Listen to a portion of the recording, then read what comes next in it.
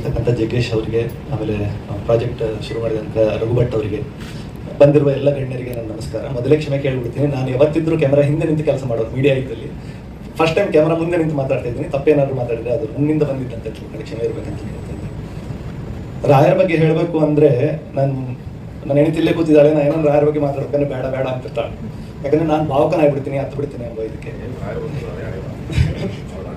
ನಿಮ್ಮ ಮಾತು ಕೇಳಬೇಕಾದ್ರೆ ನಾವು ಪ್ರತಿ ಸಾರಿ ನಾವು ಹೇಳ್ಬೇಕಂತ ಹೇಳಿದ್ದು ಜಗ್ಗೇಶ್ ಸರ್ ಹೇಳ್ತಿದಾರಲ್ಲ, ನಮ್ಗೆ ಅನಿಸಿದ್ದೆ ಜಗ್ಗೇಶ್ ಸರ್ ಹೇಳ್ತಿದಾರ ಅಂತೇಳಿ ತುಂಬ ಮಾತು. ಒಂದು ವಿಷಯ ಹೇಳ್ತೀನಿ, ಟ್ರೈ ಮಾಡ್ತೀನಿ ಕಣ್ಣಲ್ಲಿ ನೀರು ಹಾಕದೆ ಇರಲಿಕ್ಕೆ. ರಾಯರ ಸಮಯದಲ್ಲಿ ಒಂದು ಕುರಿ ಕಾಯೋ ಒಂದು ವ್ಯಕ್ತಿ ತಿಮ್ಮಣ್ಣ ಅಂತೇಳಿ, ಅವ್ರು ಸಂಚಾರದಲ್ಲಿ ಬರ್ತಾ ಇರಬೇಕಾದ್ರೆ ಆತ ಅಡ್ಡ ಹಾಕ್ತಾನೆ, ನಮಸ್ಕಾರ ಮಾಡ್ತಾನೆ, ಯಾರು ಇವರು ಅಂತೇಳಿ ತಿಳ್ಕೊಂತಾನೆ. ರಾಘವೇಂದ್ರ ಸ್ವಾಮಿಗಳವರು ಆಯ್ತು ತುಂಬಾ ಕಣ್ಣೀರು ಹಾಕ್ತಾನೆ. ಏನಪ್ಪ ಏನಾಯ್ತು ಅಂತ ಕೇಳಿದ್ರೆ, ಮನೆಯಲ್ಲಿ ತುಂಬಾ ಅವಮಾನ ಮಾಡ್ತಾರೆ.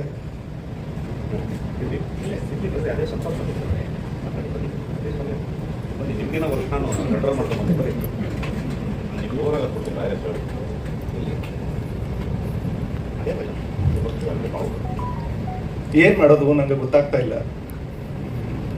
ನನಗೇನೋ ಹಾದಿ ಕಾಣಿಸ್ತಾ ಇಲ್ಲ. ಏನೋ ಒಂದು ಮಾಡಬೇಕು. ಬರೀ ಈ ಕುರಿ ಕಾದು ಮನೇಲಿ ಸ್ವಲ್ಪ ಅನ್ನ ಹಾಕಿದ್ರೆ ಸಾಕು ಒಬ್ಬ ಜೀವನ. ನನಗೆ ಏನಾದ್ರೂ ಆಶೀರ್ವಾದ ಮಾಡಿ ಅಂದ್ರೆ ರಾಯರ ಮಂತ್ರಾಕ್ಷತೆ ಕೊಟ್ಟು ಹೇಳ್ತಾರೆ, ನೀವೇನು ಹೆದರಬೇಡ, ನಿಂಗೆಲ್ಲ ಒಳ್ಳೇದಾಗುತ್ತೆ ಅಂತ ಹೇಳ್ತಾರೆ. ನಂತರ ಅಲ್ಲಿ ಸಿದ್ದಿ ಮಸೂದ್ ಖಾನ್ ಅಂತ ಹೇಳಿ ಅದೇ ಹಾದಿಯಲ್ಲಿ ಆದೋನಿ ನವಾಬ ಆತ ಬರ್ತಾ ಇರ್ತಾನೆ ಅವ್ರ ಪರಿವಾರದ ಜೊತೆಗೆ. ಕರೆಕ್ಟ್ ಈ ತಿಮ್ಮಣ್ಣ ಇರೋ ಸಮಯಕ್ಕೆ ಒಂದು ಪತ್ರ ಬರುತ್ತೆ ಅವರಿಗೆ. ಅಲ್ಲಿ ಯಾರಿಗೂ ಆ ಭಾಷೆ ಓದಕ್ಕೆ ಬರ್ತಾ ಇರಲ್ಲ.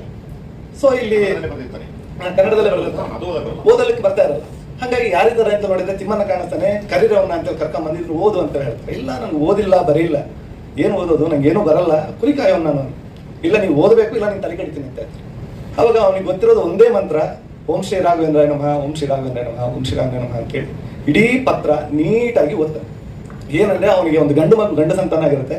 ನಿಮ್ಗೆ ಗಂಡ ಸಂತಾನ ಆಗಿದೆ, ಒಳ್ಳೆ ಸುದ್ದಿ ಅಂತೇಳಿ ಓದಿದ್ದಕ್ಕೆ ಆ ರಾಜ ತುಂಬಾ ಖುಷಿ ಪಟ್ಟು, ಇಷ್ಟು ಒಳ್ಳೆ ಸುದ್ದಿ ನಾನು ಕೊಟ್ಟಿದ್ದೀಯ ಅಂದ್ರೆ ನೀನು ನನ್ನ ಪಕ್ಕಕ್ಕೆ ಇರ್ಬೇಕಂತೇಳಿ ಅವನ ಮಂತ್ರಿನ ಮಾಡ್ತಾನೆ. ಒಂದು ಕುರಿಕಾಯವನ್ನ ಮಂತ್ರಿ ಮಾಡೋ ತಾಕತ್ತು ಬರೇ ರಾಯರ ಹೆಸರಿಗಿದೆ. ರಾಯರಿಗೆ ಬಿಡಿ, ರಾಯರ ಹೆಸರಿಗಿದೆ. ಮಜಾ ಇದೆ. ರಾಯರು ಎಷ್ಟು ಪ್ಲಾನರ್ ಅಂತ ನಿಮ್ಗೆ ಹೇಳ್ತೀನಿ. ಅವನನ್ನ ಯಾಕೆ ಮಾಡ್ತಾರೆ ಅಂದ್ರೆ, ಮುಂದೆ ಮಂತ್ರಾಲಯ ಗ್ರಾಮವನ್ನ ಅವನೇ ಕೊಡ್ಬೇಕಾದ ಪರಿಸ್ಥಿತಿ ಬರ್ತದೆ. ಅಂದ್ರೆ ಅವ್ರು ಎಷ್ಟು ಪ್ಲಾನರ್ ಅಂದ್ರೆ, ಅವರು ಅದ್ಭುತ ಪ್ಲಾನಿಂಗ್ ಅವ್ರದ್ದು. ಇವನನ್ನ ಯಾಕೆ ತಯಾರು ಮಾಡ್ತಾರೆ ಅಂದ್ರೆ, ಇವನ್ ಮಸೂದ್ ಖಾನ್ ಅಂತ ಕೆಲಸಕ್ಕೆ ಸೇರ್ತಾನೆ, ಅಲ್ಲಿ ಅವನು ದಿವಾನ್ ಆಗ್ತಾನೆ. ಮುಂದೆ ಇವ್ರ ಮುಖಾಂತರ ಅವರು ಕೂಡ ಪವಾಡ ತೋರಿಸ್ಬೇಕಾಗ್ಬಿಡ್ತದೆ. ಅವನು ಮಾಂಸವೆಲ್ಲ ತಂದಿರ್ತಾನೆ. ಎಲ್ಲರೂ ರಾಯರು ಹುಟ್ಟಿ ಬಿದ್ರು ಅಂತ ಅನ್ಕೊಂತಾನೆ. ರಾಯರನ್ನ ಟಚ್ ಮಾಡೋಕ್ಕಾಗಲ್ಲ, ತೆಗೆದ್ರೆ ಅದು ಹಣ್ಣು ಹಂಪಲಿರುತ್ತೆ. ಅವ್ನು ಸರೆಂಡರ್ ಆಗ್ತಾನೆ. ನಿಮಗೆ ಏನು ಬೇಕು ಕೇಳು ಅಂತಾನೆ. ಈಗ ವಾಪಸ್ ಇವನ ಮುಖಾಂತರ ನನಗೆ ಮಂತ್ರಾಲಯ ಜಾಗ ಬೇಕು. ಆ ಜಾಗನೂ ಕೇಳೋದಕ್ಕೆ ಏನು ಇಂಪಾರ್ಟೆಂಟ್ ಅಂದ್ರೆ, ಅವ್ರು ಹಿಂದಿನ ಜೀವನದಲ್ಲಿ ಯಜ್ಞ ಮಾಡಿದಾರೆ. ಅಲ್ಲಿ ಪ್ರಹ್ಲಾದ ಅವತಾರದಲ್ಲಿ ಅಲ್ಲಿ ಯಜ್ಞ ಮಾಡೋರು ಅವರು. ಸೊ ಅವ್ರಿಗೆ ಅದು ಬಂದಿದೆ. ಅದನ್ನ ಇವರು ತಿಳಿಸ್ತಾ ಇರ್ತದ್ದು. ನಾನು